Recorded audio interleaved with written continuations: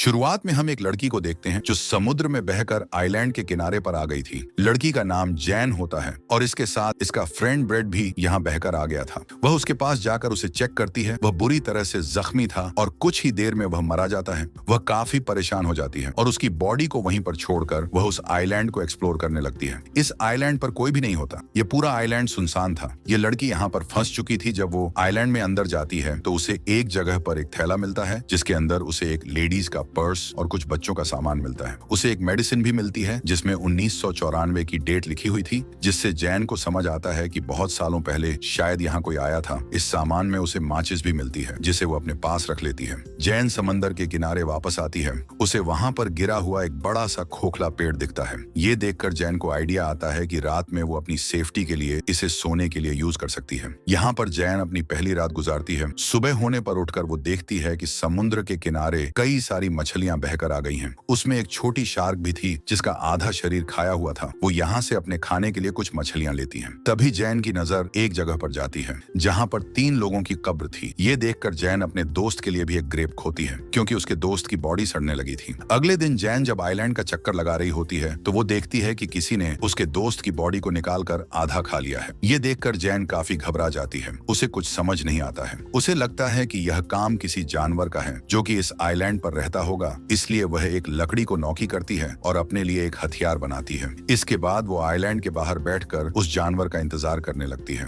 अब रात हो जाती है और जैन को नींद आने लगती है, लेकिन वह जानवर अभी तक नहीं आया था। अगले दिन जैन की आंख खुलती है और वह समंदर में एक सूटकेस को देखती है। वो सूटकेस लेने समंदर में जाती है। तभी उसे नीचे कुछ महसूस होता है, इसलिए वो नीचे जाकर देखती है। यहाँ पर उसे एक बड़ा सा होल दिखता है जिसे देखकर वह काफी हैरान हो जाती है। वो बाहर आकर उस सूटकेस को खोलकर देखती है। उसके अंदर उसे कुछ जूते और कुछ कपड़े मिलते हैं जिन्हें वह पहन लेती है। जब रात होती है तो जैन सामान को चेक करने लगती है। उसे उसमें कुछ फोटो दिखते हैं। वो उन्हें देखने लगती है और समझ जाती है कि यहाँ पर कोई फैमिली छुट्टियां बिताने के लिए आई थी जिसमें एक कपल और उनके 2 बच्चे थे। तभी जैन के ऊपर से एक प्लेन गुजरता है। ये देखकर जैन अपनी फ्लेयर गन चलाती है, लेकिन इसका कोई फायदा नहीं होता क्योंकि वो प्लेन जा चुका था। जब फ्लेयर गन की वो बुलेट नीचे आ रही होती है, जैन को उसकी परछाई में कोई क्रिएचर दिखाई देता है। यह देखकर वह काफी घबरा जाती है और आइलैंड की तरफ भागने लगती है। वे एक जगह पर जाकर छिप जाती है। वो क्रिएचर यहाँ आकर जैन को ढूंढने लगता है। इससे जैन और भी डर जाती है। आज की रात इसी तरह से बीत जाती है। अगली सुबह जैन फिर से उन्हीं फोटो को देख रही होती है। वह एक फोटो में 2 चमकती हुई आंखों को नोटिस करती है, जिससे वो समझ जाती है कि यह वही क्रिएचर है जिसे मैंने कल देखा था। शायद इसी ने इस फैमिली को मारा होगा। यह देखकर जैन और भी ज्यादा डर जाती है। वो किसी भी तरह से इस आइलैंड से निकलना चाहती थी। इसके बाद वो सूटकेस को खोलती है और उसमें अपनी लाइफ जैकेट डालती है ताकि उसके सहारे वो तैर कर यहाँ से बाहर निकल जाए। वो सूटकेस में बैठकर यहाँ से निकलने की कोशिश करती है, लेकिन वो सूटकेस पलट जाता है। उसका ये प्लान फेल हो चुका था, इसलिए वो वापस उसी आइलैंड पर आ जाती है। उसे उस क्रिएचर से बचने के लिए कोई सेफ जगह चाहिए थी, इसीलिए उसे वो गिरा हुआ पेड़ दिखता है क्योंकि उसमें एक बड़ा सा होल था। इसीलिए वो उसी में सोने का डिसाइड करती है। जब रात होती है तो वो क्रिएचर फिर से यहाँ आता है। उसे यह पता लग जाता है कि जैन उस पेड़ के होल में छिपी हुई है, इसीलिए वो क्रिएचर उस पेड़ को तोड़ने की कोशिश करता है, लेकिन वह ऐसा नहीं कर पाता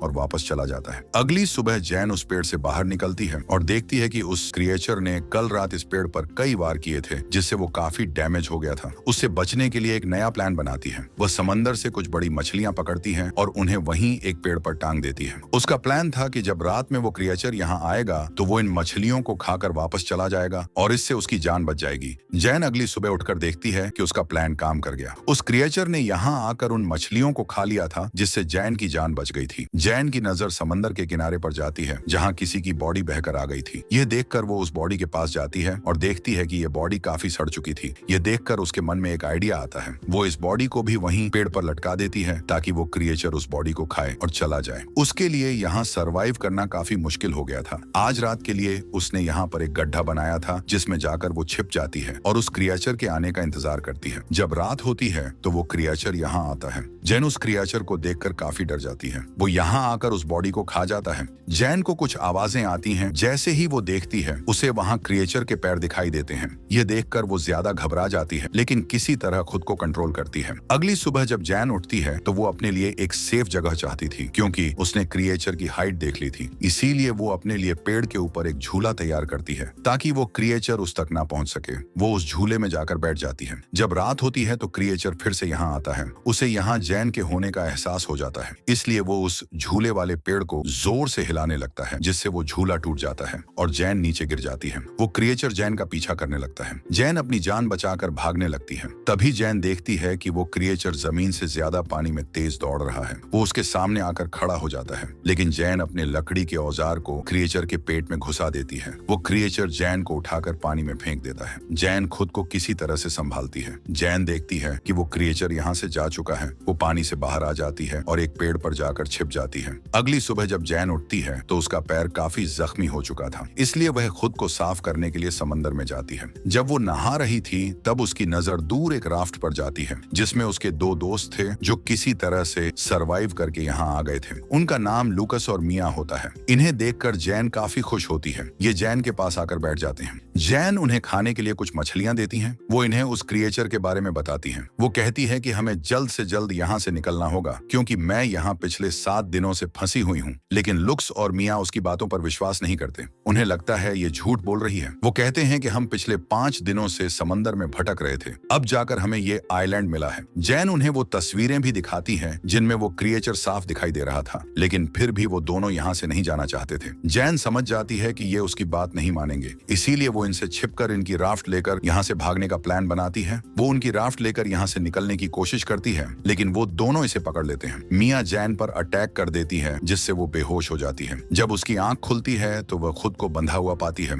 अब रात हो चुकी थी, इसीलिए वह लुकस को मनाकर उसे खोलने के लिए कहती है, लेकिन लुक्स और मिया उसकी कोई बात नहीं सुनते। मिया उस आइलैंड पर घूमने के लिए जाती है। लुक्स वहीं जैन के पास रुकता है। जब मिया वॉक कर रही थी तो वह क्रिएचर पानी से निकलकर उस पर अटैक कर देता है। उसकी आवाज सुनकर लुक्स तुरंत वहां पर जाता है, लेकिन वो क्रिएचर मिया को पानी में खींच कर ले जाता है और उसे मार देता है। ये देखकर लुक्स बहुत डर जाता है। वो एक पेड़ पर चढ़ जाता है। अब सुबह हो जाती है, लेकिन लुक्स उस पेड़ से नीचे नहीं आता। उसे जैन की बात समझ आ चुकी थी। जैन उससे कहती है वो क्रिएचर सिर्फ रात में आता है, वो दिन में बाहर नहीं निकलता। ये बात सुनकर लुक्स पेड़ से नीचे आता है। जैन लुक्स से कहती है कि हमें जल्द से जल्द इस आइलैंड से निकलना होगा। लुक्स उसकी बात मानने के लिए तैयार था। ये लोग कुछ मछलियां और नारियल और सरवाइव करने के सामान अपने साथ ले लेते हैं। लुक्स काफी डरा हुआ था। जैन उसे समझाती है कि वो क्रिएचर रात में अटैक करता है। जब तक रात होगी हम इस आइलैंड से काफी दूर जा चुके होंगे। इसके बाद जैन जाकर उस क्राफ्ट में बैठ जाती है, जहाँ पर उसे कुछ खून बिखरा हुआ दिखाई देता है। वह समझ जाती है कि इन पिछले 5 दिनों में इन दोनों ने सरवाइव करने के लिए जरूर किसी अपने साथी को मारकर खाया होगा। ये लोग जैसे ही अपनी क्राफ्ट से यहाँ से निकलने लगते हैं, लूकस को पानी में वही क्रिएचर दिखाई देता है। ये देखकर ये दोनों काफी घबरा जाते हैं और उस क्राफ्ट को चारों तरफ से ढक लेते हैं, लेकिन वो क्रिएचर उनकी क्राफ्ट पर अटैक कर देता है। लूकस उस फ्लेयर गन से उस पर अटैक करता है, लेकिन वो क्रिएचर जैन को पकड़कर अपने साथ ले जाता है। जैन के पास एक नाइफ था, जिसे निकाल कर वो उस क्रिएचर पर कई बार अटैक करती है। तभी लुक्स जैन को बचाने के लिए पानी में आ जाता है। ये देखकर क्रिएचर जैन को छोड़ देता है और लूकस को पकड़ लेता है। वो उसे लेकर उस बड़े से होल में चला जाता है। जैन किसी तरह से तैरकर फिर से उसी आइलैंड पर पहुंच जाती है। जैन को लूकस की मौत का काफी दुख होता है, इसीलिए वो क्रिएचर का सामना करने का डिसाइड करती है।